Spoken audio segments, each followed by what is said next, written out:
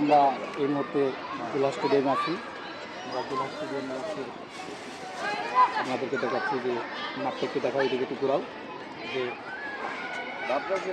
মাঠ সংস্কারে কাজ করা হচ্ছে। এখানে একটি টুর্নামেন্ট আয়োজন করবে, শর্ট পিচ টুর্নামেন্ট, যদিও লং টুর্নামেন্ট আয়োজন করা যেত, কিন্তু এখানে পার্শ্ববর্তী একটি যে মাঠ আছে, এখানে ফুটবলও খেলে তারা। আমরা চাচ্ছি যে ফুটবলের পাশাপাশি ক্রিকেটটাও যেন একসাথে খেলা যায়, সেই জন্য আমরা সাইডে একটি মিনি ক্রিকেট স্টেডিয়াম করতেছি। দেখতে পাচ্ছেন যে আমার হাতে ব্যাট, এখানে বল। এদিকে আসো, এদিকে যাও ক্যামেরাম্যান, যদিও আমার ক্যামেরাম্যান নিউ ক্যামেরাম্যান। এখানে সবকিছু হবে, সবকিছু টুর্নামেন্ট, এবং এখানে সহযোগিতা থাকবেন সম্ভবত আমাদের যুব দলের এই এমসি বাজারের 7 নং ওয়ার্ডের সভাপতি প্রার্থী বিভাগ ভাই, তিনি আমাদের সাথে আছেন। তাকে দেখতে দেখাও, তিনি ওই সাইডে আছেন, তিনি এখানে সহযোগিতা করবেন এবং এই টুর্নামেন্টের সাথে তিনি সর্বক্ষণ থাকবেন আমরা আশা করি। এবং তিনি আমাদের সাথে যেহেতু থাকছেন এবং এখানে যারা সংশ্লিষ্ট কর্মকর্তা আছেন তারা জানিয়েছেন, আমাদের রিজার্ভ ব্যবহারী সাহেব তিনি সহযোগিতা করবেন। দেখতে পাচ্ছেন আমরা আশা করি যে আজকের দিনের ভিতরে আজকের এই মাঠটা সংস্কার করা হবে। আমি আপনাদেরকে একটা কথা বলি যে এখানে যারা কাজ করতেছে, যে এখানে কিন্তু একজন মানুষও নাই যে তারা মাদক সেবন করে, তারা সকলেই ফুটবল প্রেমী এবং খেলাপ্রেমী। আপনারা জানেন যে গতকালকে একটা ফুটবল আয়োজন করেছে, তার আগেও একটা ফুটবল আয়োজন করেছে।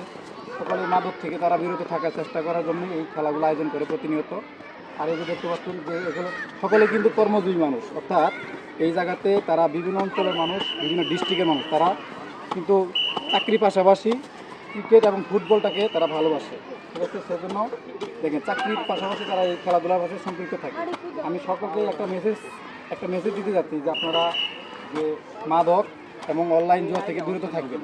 বর্তমানে মাদক, ইয়াবা এবং বাংলাদেশের প্রত্যেকটা আনাচে কানাচে ছড়িয়ে পড়ছে, এর ভয়াল এর থাবা।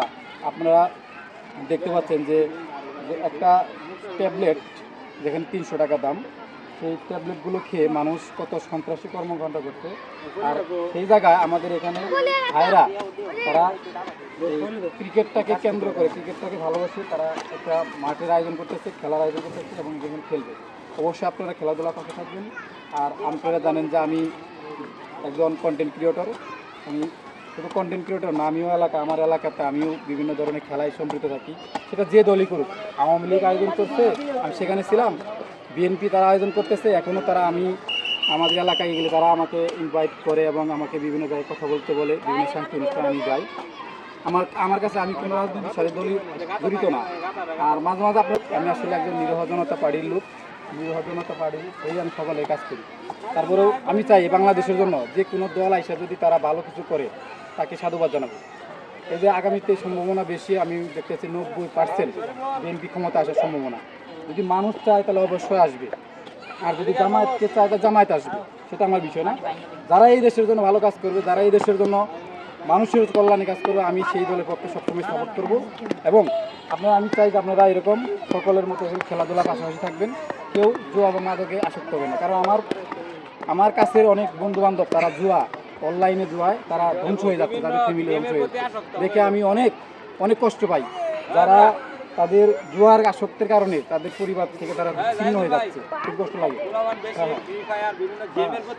অবশ্যই ক্রিকেট খেলবেন, ক্রিকেট খেলাধুলায় ভালোবাসবেন। আর এই খেলাকে আমি একটা ইতিহাস আপনাদের বলি যে এই খেলাকে পিচ তৈরি করার ক্ষেত্রে আমি একটা দুর্ঘটনার শিকার হয়েছিলাম। ঠিক আছে, যাই হোক এই দুর্ঘটনার কথা বলবো না, কারণ আমি খেলাকে এতটা ভালোবেসেছিলাম একটা পিচ তৈরি করতে গিয়া। সেই জন্য আমি কিন্তু আজকে এই মাঠে আসছি যে পিচের যে একটা স্মৃতি, আমার জীবনে একটা দুর্ঘটনা বয়ে গেছে এই পিচ তৈরি করতে গিয়ে, অর্থাৎ সংক্ষিপ্ত বলে একটা মারামারি ঘটনা ঘটেছিল। সেই জন্য আমি এই পিচ এবং পিচের প্রতি আমার একটা ভালোবাসা আছে, আমি দেখে খুব খুশি হইলাম। হ্যাঁ, যাই হোক আপনারা সবাই এরকম ভাই, যে আমাদের যে দেখি ভাই একটু আমার চ্যানেলে একটু কথা বলেন, এই যে খেলাপ্রেমী মানুষ, ওনাকে আমি সবসময় দেখি এই এমসি বাজারে ক্রিকেটের সাথে দিতে। ভাই একটু কথা বলেন, একটু আমার একটু ইউটিউব চ্যানেল এবং ফেসবুক পেজে। আমরা যদি সবাই খেলাধুলার প্রতি আমরা মনোযোগ হই, পাশাপাশি বাড়ির কাজ করি, তার মধ্যে যে সময়টা আমরা যে নেশার দিকে না যায় যদি খেলাধুলা থাকি, তাহলে মনে করেন যে সবাই মানে আমরা দেখে ছোটরাও মনে করেন যে খেলাধুলায় আসক্ত হবে, মানে ভালোর দিকে যাবে, নেশার দিকে যাবে না। বুঝলেন? ঠিক আছে, ধন্যবাদ মেহেদি ভাইকে। সবাই ভালো থাকবেন, সুস্থ থাকবেন।